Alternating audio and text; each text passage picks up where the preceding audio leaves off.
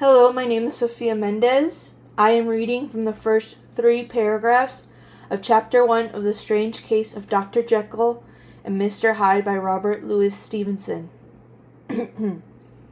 Mr. Utterson the lawyer was a man of a rugged countenance that was never lighted by a smile, cold, scanty, and embarrassed in discourse, backward in sentiment, lean, long, dusty, dreary, and yet somehow lovable.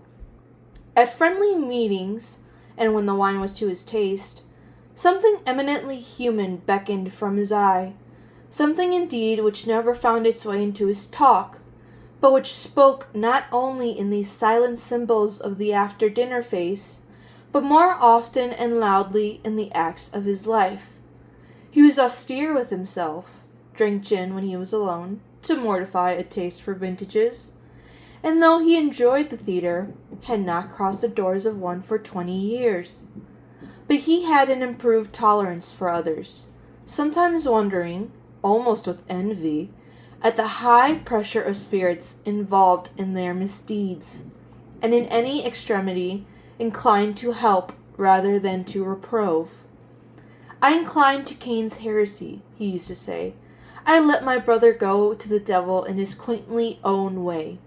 In this character, it was frequently his fortune to be the last reputable acquaintance and the last good influence in the lives of down-going men.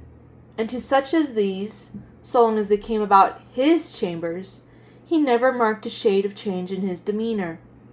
No doubt the feat was easy to Mr. Utterson, for he was undemonstrative at best, and even his friendship seemed to be founded in a similar catholicity of good nature. It is the mark of a modest man to accept his friendly circle ready-made from the hands of opportunity, and that was the lawyer's way. His friends were those of his own blood, or those whom he had known the longest. His affections, like ivy, were the growth of time. They implied no aptness in the object. Hence, no doubt, the bond that united him to Mr. Richard Enfield, his distant kinsman, the well-known man about town. It was a nut to crack for many, what these two could see in each other, or what subject they could find in common.